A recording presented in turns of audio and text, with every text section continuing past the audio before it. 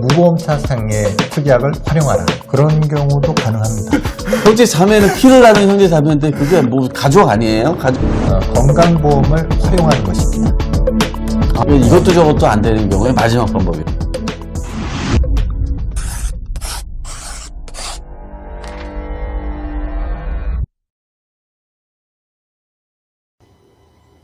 안녕하십니까. KS보상TV 김 기자입니다. 오늘은 좀 난감한 상황에 대해서 좀 검토해보고자 하는데요. 우리가 교통사고를 당했는데 상대가 무보험차든지 아니면 책임보험만 들었든지 한 경우입니다. 아마 오토바이 경우에는 책임보험만 든 케이스가 대단히 많은데요. 자, 이런 경우 어떻게 보상을 좀 제대로 받을 수 있을까요? 네, 그 점에 대해서 좀 살펴보겠습니다. 자, 이런 경우 어떻게 대처해야 됩니까? 첫 번째 우리가 검토해야 될 건 자동차 이제 운전을 하시는 분들이라면 대부분 종합보험을 가입을 하잖아요. 네, 종합보험 가입해 있죠. 네, 거기에 무보험차 상해 특약이라고 있어요. 무보험차 상해 특약. 예. 네. 이 담보를 활용해서 보상을 받는 것입니다. 아, 네. 그럼 그 무보험차 상해 특약만 들어 있으면 네, 보상을 받을 수 있다. 그렇죠. 아, 네. 물론 이제 한도는 좀 있어요. 네네. 무보험차 상해 특약 한도가 보통 2억 정도 설정이 돼 있거든요. 네. 더 많은 경우도 있지만 그런데 그러면 이제 책임보험 한도랑 합하면 한 3억 정도까지는 커버가 되죠. 네. 네. 그렇군요. 그러면 네. 어떻게 받는 거죠? 무보험차 상해 특약은 말 그대로 이제 상대방이 이제 무보험이거나 책임보험만 가입돼 있을 때 네. 내 보험사를 통해서 보상을 받는 거거든요. 네. 그래서 내가 무보험차를 내 보험사에 접수를 하게 되면 우리 보험사에서는 나한테 이제 보상을 해주고 상대의 가해자한테 구상 청구권을 행사를 해요. 네. 그래서 내 보험으로 처리했으니까 혹시 보험료가 올라가지 않을까 이렇게 걱정하시는 분들도 계시는데 이게 할증되지는 않아요. 왜냐하면 기본적으로 이제 구상이 기본이기 때문에 보험료가 올라가지는 않습니다. 아, 네. 그렇군요. 근데 하나 이제 궁금한 게 만약에 이제 운전하지 않는 사람들, 예를 들면 우리 가족 중에 자녀라든지 또는 저기 시골에 계신 부모님이라든지 뭐 이런 케이스에서 만약에 무보험차를 통해서 교통사고를 당한 경우에 네. 보상을 받을 수 있습니까? 그런 경우도 가능합니다. 아, 그 경우 가능해요. 그 예. 말씀은 내가 든 그 특약, 예. 그거로 인해서 보상을 받을 수 있다는 얘기인가요? 그렇죠. 그럼 어떻게 그게 가능합니까? 이제 무보험차 상해 특약의 이제 피보험자의 범위를 생각하시면 알 수가 있는데요. 네, 피보험자요. 예, 피보험자라는 것은 보험의 혜택을 받을 수 있는 이런 대상자잖아요. 그렇죠. 여기에는 부모, 배우자, 자녀, 또 배우자의 부모 이렇게 포함이 돼 있어요. 부모까지. 아, 그러면 장인, 장모님이든 시부모든 다 가능하다는 얘기네요. 자녀들도 그렇죠. 포함해서. 네. 아, 네. 그리고 이제 내가 이제 같이 차를 움직이면서 동승한 경우만 되는 게 아니라 탑승 여부를 불문한다 이렇게 돼 있거든요. 아, 저기 시골에 사시는 부모님이 그쪽 지역에서 무보험차에서 상해를 당했다, 사고가 났다고 해도 보상이 가능하죠. 아, 그렇군요. 이거 저는 몰랐습니다. 아마 여러분들 중에도, 시청자분들 중에도 이 내용을 몰랐던 분들도 많이 계실 것 같은데 꼭 알아두시면 좋겠네요. 어디 계시든 관계없이 내가 그 특약에만 들어있으면 자녀, 부모 모두 혜택을 볼 수 있다. 그죠? 네. 반대로 내가 그 보험을 안 들었는데 우리 가족들이 돼 있으면 또 혜택을 그렇죠. 받을 수 있는 거고요. 네, 그렇습니다. 그렇죠. 그러니까 흔히 대학생 자녀들이나 운전하지 않는 자녀들 있잖아요. 네네. 사고 났을 때 보상받을 수 있고 또 연로하신 분들은 운전 안 한 경우가 많잖아요. 네. 그런 경우에는 이제 자녀들 사위나 이제 자녀분 보험을 통해서 이제 보상을 받을 수가 있죠. 네, 무보험차 상해 특약 꼭 챙겨보시기 바라겠고요. 근데 갑자기 좀 궁금한 생각이 드는데 아까 가족들이라고 했으면 형제 자매도 있고, 그죠? 네. 형제가 자매가 포함되는 겁니까? 물론 형제 자매 포함이 안 됩니다.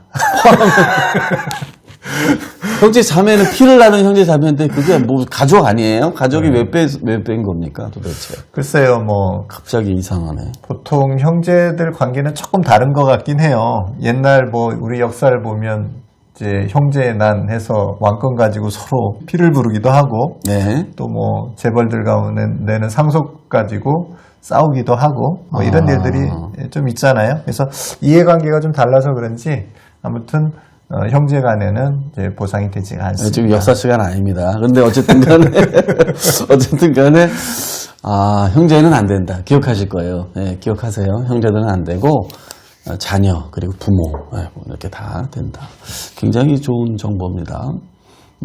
네, 그러면 이제 지금부터 조금 더 난감한 경우로 한번 들어갈 텐데요. 우리가 그 특이하게 들어있지 않은 경우에 그러면 어떻게 할 것이냐? 어떻게 보상을 받을 수 있을 것인가? 어떻게 받을 수 있습니까? 뭐 방법은 뭐 개인적으로 받아내는 방법 아니면 그게 안 될 때는 이제 소송을 가야 되는데 문제는 뭐냐면 이제 무보험차인 경우에는 대부분 가해자분들이 경제적으로 보상 여력이 없는 경우가 많아요.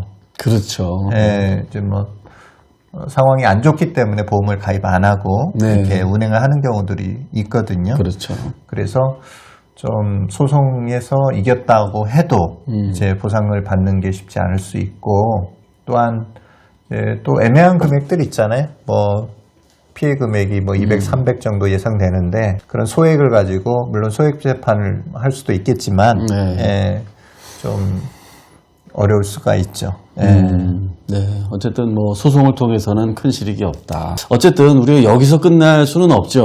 우리가 이 방송을 하는 이유가 이러한 경우에도 우리가 어떻게 적절한 보상을 받을 수 있을까? 이제 그 점을 알려드리겠습니다. 자, 그러면 이 경우에 어떻게 우리가 보상을 좀 받을 수 있을까요?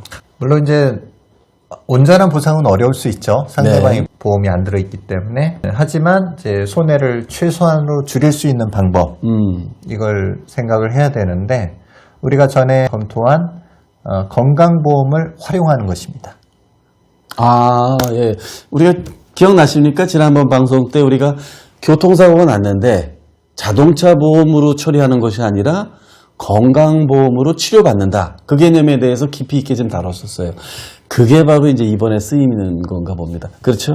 예. 그러면 어떻게 하는 겁니까? 보통 이제 책임보험만 가입돼 있다고 하면 문제는 뭐냐면 네. 한도거든요. 한도가 정해져 있어서 네. 이제 두 가지 섹터로 나눠져 있어요. 네. 부상 한도, 후유장애 한도, 그리고 1급부터 14급까지. 네. 양쪽 다. 예, 네. 그렇죠. 그래서 부상 한도는 1급, 가장 심한 경우에 1급이 3천만 원이고, 네. 이제 가장 낮은 14급이 이제 50만 원.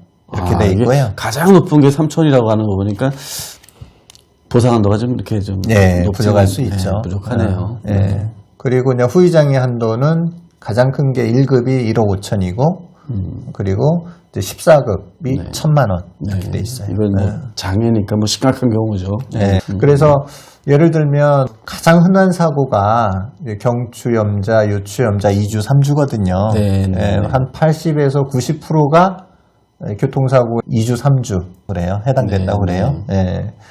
그래서 이 경우에가 우리가 부상급수로 따지게 되면 12급에 해당이 돼요. 네. 부상급수 12급의 한도는 120만 원이거든요. 120만 원이요? 예. 근데 문제는 뭐냐면 이 120만 원이 치료비 한도가 아니라 예.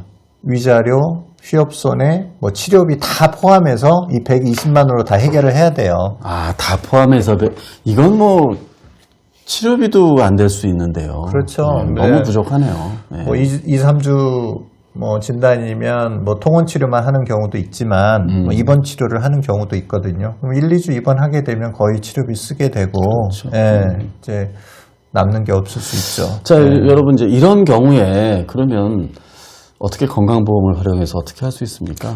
이때 이제 부상 한도가 120만 원이 있다고 하면 네. 이걸 우리는 가능하면 내 위자료 한 뭐 1, 2주 입원하면은 일 못하니까 휴업손해도 발생할 거 아니에요? 네. 예, 그렇게 되면 1, 200만 원 나올 수 있는데 이 한도를 그런 용도로 쓰는 거고 치료비는 건강보험으로 받고 그리고 건강보험에서 받은 보험은 내가 실비가 있다면 실비에 청구를 하는 거예요. 실손보험으로 커버하고. 그렇죠.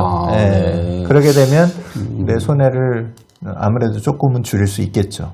무슨 말씀인지 알겠네요. 그러니까 이런 경우에는 우리가 치료비가 굉장히 중요하지 않습니까? 치료비가 많이 들 수도 있고요. 이제 치료비는 건강보험으로 해서 실손보험으로 털어내고, 그 다음에 책임보험에서 나와 있는 한도, 그게 120이든 뭐 200이든 300, 어쨌든 그 한도는 온전히 내가 따로 보상으로 챙긴다. 그 내용이네요. 그렇죠. 예.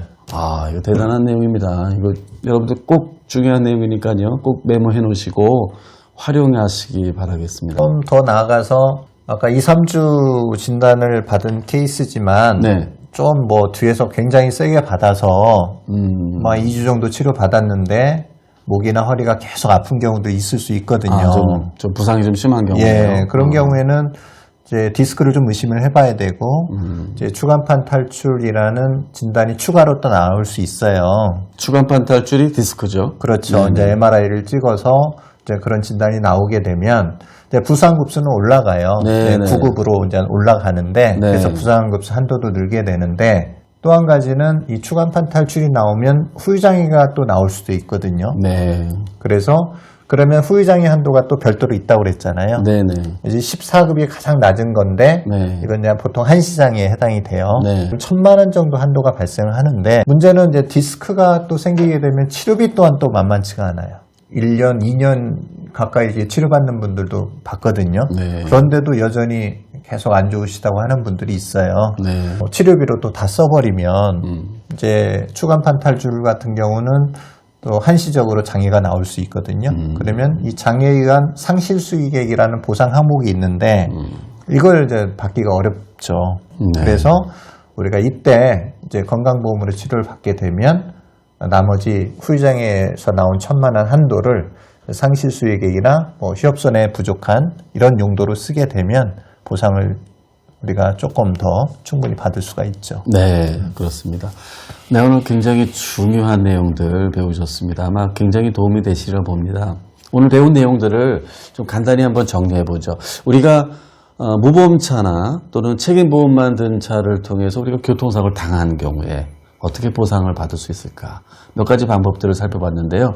한번 좀 정리 좀 간단히 해주시겠습니까? 예. 첫째는 첫째, 내가 가입한 자동차 보험의 무보험차 상해 특약을 활용하라. 그렇죠. 두 번째, 내가 이제 운전하지 않는 경우에는 내 가족이 가입한 무보험차 상해 특약, 배우자, 부모, 배우자의 부모, 그리고 자녀들이라면 관련된 가족들의 무보험차 상해 특약을 활용하라. 세 번째, 건강보험을 활용하다.